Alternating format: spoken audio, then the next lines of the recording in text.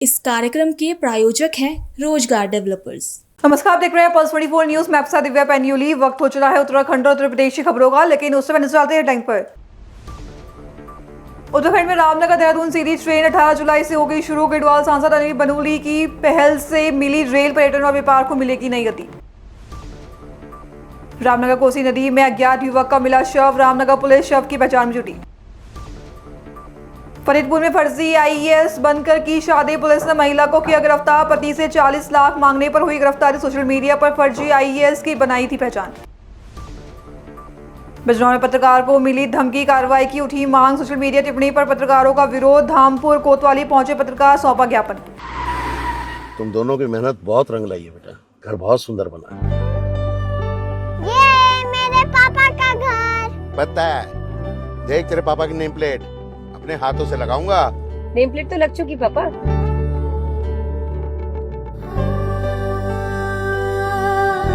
असल मेहनत तो आपने किया पापा, मुझे इस काबिल बनाने के लिए। वो जिंदगी भर किराए के मकान में रहे, लेकिन तो आज ये घर मेरा नहीं, ये है मेरे पापा का घर।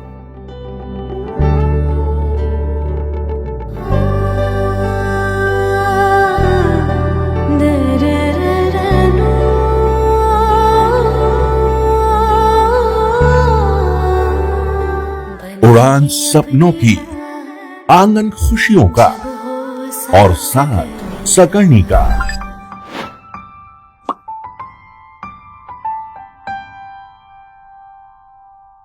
60 वर्षों से आपके साथ मनोरंजन और संस्कार का संगम, जाह्नवी मैगजीन। आइए अब देखते हैं खबर विस्तार से। उत्तराखंड के रामनगर और देहरादून के बीच सीधी रेल सेवा का इंतजार अब खत्म होने जा रहा है। वहीं गढ़वाल सांसद अनिल बनूली ने जानकारी दी कि 18 जुलाई से रामनगर देहरादून सीधी ट्रेन सेवा शुरू होगी। शुरुआती चरण में ये ट्रेन सप्ताह में 2 दिन चलेगी और यात्रियों की मांग के अनुसार भविष्य में इसकी आवृत्ति बढ़ाई जाएगी। सांसद ने कहा कि इस रेल सेवा से हजारों यात्रियों को राहत मिलेगी, साथ ही कॉर्बेट सिटी रामनगर आने वाले पर्यटकों और श्रद्धालुओं की यात्रा भी आसान होगी। उन्होंने इसे क्षेत्र के विकास, पर्यटन और व्यापार के लिए बड़ी उपलब्धि बताते हुए प्रधानमंत्री नरेंद्र मोदी और रेल मंत्री अश्विनी वैष्णव का आभार जताया। रामनगर में नए बाईपास पुल के नीचे बह रही कोसी नदी से एक अज्ञात युवक का शव मिलने से क्षेत्र में सनसनी फैल गई है। सूचना पर कोतवाली पुलिस मौके पर पहुंची और स्थानीय लोगों की मदद से शव को नदी से बाहर निकाला गया। शव को पोस्टमार्टम के लिए भेज दिया गया है। वहीं पुलिस ने शव की पहचान के लिए मृतक की तस्वीर आसपास के थानों में भेजी है। फिलहाल हर पहलू से जांच की जा रही है और मौत के कारणों का पता लगाने का प्रयास जारी है। मैं आज घूमने के लिए यहाँ पे आया था पुल के नीचे, बड़े वाले पुल के नीचे। तो मैंने यहाँ पे देखा सामने कोने पे जो है ये बॉडी सी मुझे नज़र आई और पैंट शर्ट सब नज़र आया। जब देखा मैंने कि मुँह भी नज़र आ रहा है और पेट भी नज़र आ रहा है, पैर भी नज़र आ रहे हैं और आदमी है और बह के आया हुआ है जैसे भी है। तो मैंने कोतवाली में रिपोर्ट करी इसकी, पुलिस आ गई है और तहकीकात कर रही है, बॉडी निकाल ली गई है। बाकी अभी शिकायत नहीं हो पाई है, जैसा भी है वो पुलिस प्रशासन के हाथ में है। उत्तराखंड के रामनगर में मानसून के दौरान जल भराव रोकने के लिए नगर पालिका ने नालों पर किए गए अवैध अतिक्रमण के खिलाफ अभियान तेज कर दिया है। जहां जिलाधिकारी के निर्देश पर भवानीगंज क्षेत्र में नाले के ऊपर बने पक्के अवैध निर्माणों को जेसीबी से ध्वस्त किया गया। वहीं पालिका ने बताया कि पहले अतिक्रमण हटाने के लिए समय दिया गया था, लेकिन कार्रवाई नहीं होने पर अभियान चलाना पड़ा। साथ ही अधिशासी अधिकारी आलोक उनियाल ने बताया कि नालों और फुटपाथों पर अवैध कब्जे जल निकासी में बाधा बनते हैं। ऐसे में अतिक्रमण हटाने का अभियान आगे भी लगातार जारी रहेगा। जिलाधिकारी महोदय के द्वारा दिए गए निर्देशों के अनुक्रम में नगर पालिका परिषद द्वारा लगातार ही जो हमारे फुटपाथ हैं और जो हमारे नालों के ऊपर जो हमारे पक्के अतिक्रमण बन गए हैं उनको हटाने की कार्रवाई लगातार करी जा रही है। पिछले रविवार को हमारे द्वारा इसमें काफ़ी बड़ी कार्रवाई की गई थी। तो इसमें हमसे कुछ व्यक्तियों के द्वारा 1 दिन का समय मांगा गया था हटाने के लिए, जो हमारे द्वारा उनको दे दिया गया, परंतु आज तिथि तक उनके द्वारा वो नहीं हटाया गया था। क्योंकि वे नालों के ऊपर बने हुए अवैध संरचना थी, तो नगर पालिका परिषद ने आज उनको हटाने का कार्य शुरू कर दिया है। हमें लगातार शिकायत भी मिल रही थी भवानीगंज से ही, जो रामलीला जो ग्राउंड मंच है वहाँ से, कि वहाँ पे नाले का पानी जमा हो रहा है और बैक कर रहा है। तो आगे भी लगातार इसमें कार्रवाई हमारी कल भी और परसों भी हमारी लगातार इसमें कार्रवाई चलती रहेगी और नाले को जो है सुचारू रूप से उसमें वो किया जाएगा, ताकि आपदा प्रबंधन और मानसून के सीजन में किसी भी प्रकार का जल भराव ना हो। हरिद्वार के रोशनाबाई स्थित विद्युत वितरण मंडल कार्यालय में आउटसोर्स लाइनमैन और एसएसओ कर्मचारियों ने 3 माह के वेतन न मिलने और नया अनुबंधन नहीं होने से विरोध में धरना प्रदर्शन किया। इस दौरान कर्मचारियों का आरोप है कि कई बार लिखित ज्ञापन देने और पहले आश्वासन मिलने के बावजूद उनकी समस्याओं का समाधान अभी तक नहीं हो पाया है। वहीं कर्मचारी नेता आरिफ खान ने कहा कि वेतन भुगतान और अनुबंध की मांग पूरी होने तक आंदोलन जारी रहेगा। मामला ये है कि जो हमारे कर्मचारी हैं SSO लाइनमैन, इनकी 3-4 महीने सैलरी नहीं आ रही है, जो ठेकेदार के द्वारा नहीं दी गई। तो जो ठेकेदार है उसका क्या नाम है? सारे वेद ग्रुप वाले हैं, सारे फिलहाल ये तो वेद सिक्योरिटी वाले हैं, बाकी और ठेकेदार भी हैं जिन्होंने सैलरी नहीं दी अभी तक। कितने महीने से सैलरी नहीं आई? ये लगभग 3 महीने से नहीं आई सैलरी। अभी 2-3 दिन पहले शायद 1 महीने सैलरी डाली थी, उसके बाद कुछ आगे वो नहीं दिया।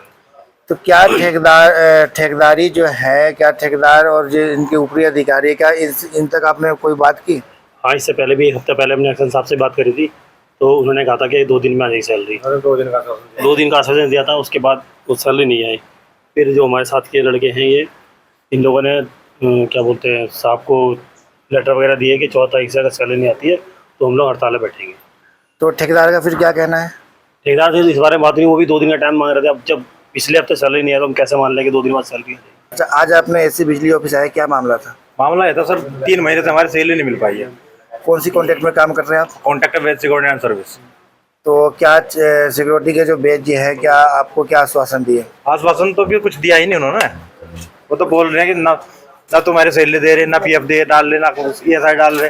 तो क्या इसके ऊपरी अधिकारी, क्या उनसे मुलाकात हुई आपसे? हमने एक्शन साहब से धरना दिया था वहाँ उनके पास में, ज्ञापन दिया सौंपा था ना, बल्कि हमारे अधीक्षण अभियंता है, इनके पास भी ज्ञापन दिया हमने।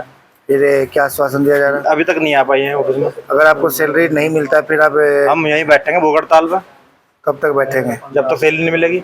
मेरा नाम अर्जुन सिंह राणा है। आज आपने यहाँ आए हैं और क्यों आए, क्या मामला था? मामला ये है, पिछले काफी समय से हम लगातार प्रयास कर रहे हैं, हमारी सैलरी रुक के आ रही है और अब भी 4था महीना चल चुका है, अब तक सैलरी का कोई वो नहीं है। अभी 2 दिन पहले 1 महीने की सैलरी डाली है, लेकिन वो भी पूरे लड़कों की नहीं डाली गई है, जिसमें 2-3 बिजली घरों पर डाली गई है, बाकी वो सब छोड़ दिया गया है। ऐसा नहीं चलेगा बिल्कुल भी। फरीदपुर पुलिस ने एक महिला को खुद को IAS अधिकारी बताकर शादी करने और बाद में पति से 40 लाख रुपए मांगने के आरोप में गिरफ्तार किया। शिकायतकर्ता अभिषेक कुमार ने आरोप लगाया कि बदायूं निवासी साधना ने सोशल मीडिया पर फर्जी IAS फोटो और वीडियो डालकर धोखे से विवाह किया। शादी के बाद विवाद होने पर उसने कथित तौर पर 40 लाख रुपए की मांग की। वहीं पुलिस ने आरोपी को उसके घर से गिरफ्तार कर न्यायालय भेज दिया है। साथ ही मामले में अन्य साक्ष्य जुटाने की कार्रवाई जारी है। दिनांक 27 जून 2026 को थाना फरीदपुर पर अभिषेक द्वारा यह सूचना दी गई कि साधना नामक एक महिला की उसकी शादी कराई गई है लगभग 1 वर्ष पूर्व और मिथ्या तथ्यों के आधार पर शादी रचाई गई। अभिषेक को यह बताया गया कि साधना एक IAS अधिकारी है, चयनित है और जल्दी अपना नियुक्ति पत्र प्राप्त करेगी। अभिषेक को सरकारी नौकरी का भी प्रलोभन इस महिला द्वारा दिया गया, और जबकि वर्तमान में किसी भी प्रकार की सरकारी नौकरी में यह नियुक्त नहीं है। और इसी प्रकार से साधना द्वारा अपनी एक सोशल मीडिया की प्रोफाइल भी बनाई गई है, जिसमें भी वह अपने आप को IAS अधिकारी बताती है, जो कि तथ्य ही बिल्कुल फर्जी है। इस संबंध में थाना फरीदपुर पर मुकदमा अपराध संख्या 479/26 पंजीकृत है और कल दिनांक 13 जुलाई को साधना को गिरफ्तार करके जेल भेजा गया। इस संबंध में और इस प्रकार की पूर्व में भी घटनाएं साबित की है और लोगों को ठगने का प्रयास किया है। इस संबंध में बदायूं में भी एक मुकदमा पूर्व में पंजीकृत है। बिजनौर के धामपुर में एक पत्रकार को सोशल मीडिया पर कथित धमकी और अभद्र टिप्पणी मिलने के विरोध में जिले भर से पत्रकारों ने कोतवाली पहुंचकर प्रदर्शन किया, जहां जिला संवाददाता दिनेश कुमार प्रजापति ने आरोप लगाया कि फेसबुक पोस्ट के बाद पंकज वर्मा ने उनके खिलाफ आपत्तिजनक और धमकीपूर्ण टिप्पणियां की, जिससे उनकी प्रतिष्ठा प्रभावित हुई और परिवार में भय का माहौल बन गया। पत्रकारों ने आरोप के खिलाफ मुकदमा दर्ज कर सख्त कार्रवाई की मांग की है। आज मैं अपने सभी पत्रकार साथियों के साथ धामपुर थाना प्रभारी से मिला हूं। रात मुझे पंकज वर्मा नामक एक व्यक्ति ने, जो अपने आप को विश्व हिंदू परिषद का जिला अध्यक्ष बताता है, उसने फेसबुक पर मुझे धमकी दी है। इस संबंध में आज थाना प्रभारी को हमने एक तहरीर देकर पंकज वर्मा के खिलाफ कार्रवाई की मांग की है। मेरे धामपुर में जनपद सहित से आए पत्रकार साथियों ने थाना प्रभारी से बात की है। थाना प्रभारी ने कार्रवाई करने का आश्वासन दिया है। ये पंकज वर्मा कौन है और क्यों आपको धमकी दी? कल हल चौक स्थित एक नकली सोना खरीदने की लेकर बात को लेकर एक मारपीट का वीडियो वायरल हुआ था, जिस पर मैंने फेसबुक पर लिखा था कि एक सराफा को धामपुर पुलिस ने पूछताछ के लिए बुलाया है।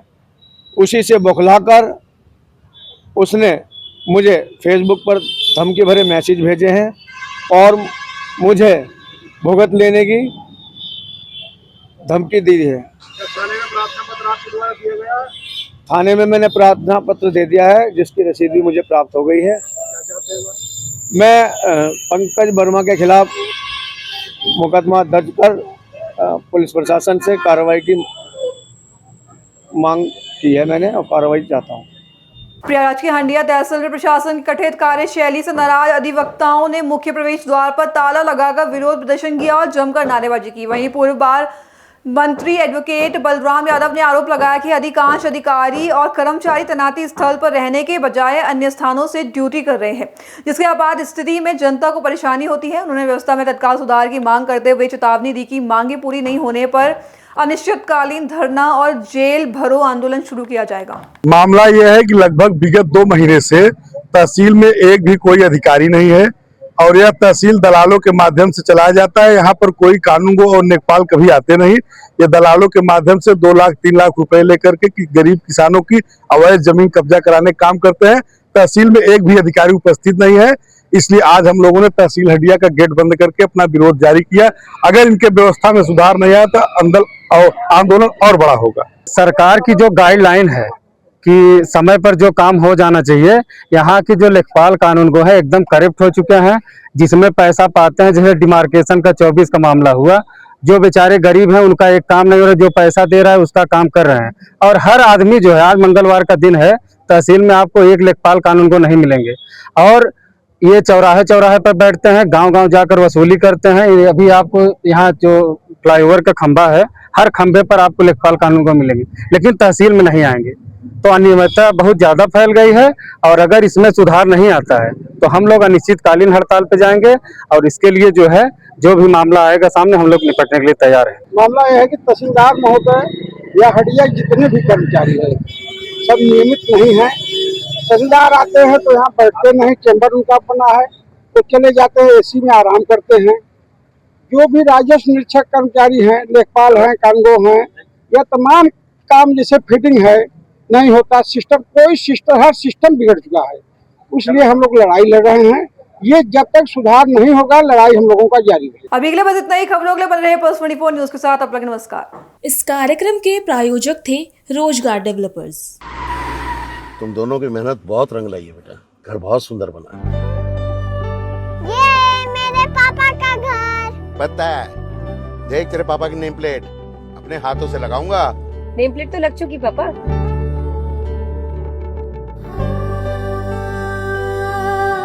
असल मेहनत तो आपने की पापा, मुझे इस काबिल बनाने के लिए। वो जिंदगी भर किराए के मकान में रहे, लेकिन तो आज ये घर मेरा नहीं, ये है मेरे पापा का घर।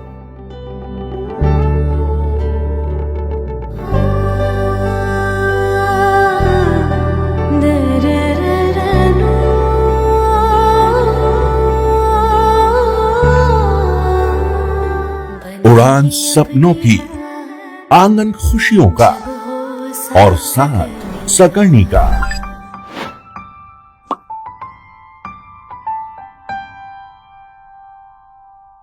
60 वर्षों से आपके साथ मनोरंजन और संस्कार का संगम, जाह्नवी मैगजीन।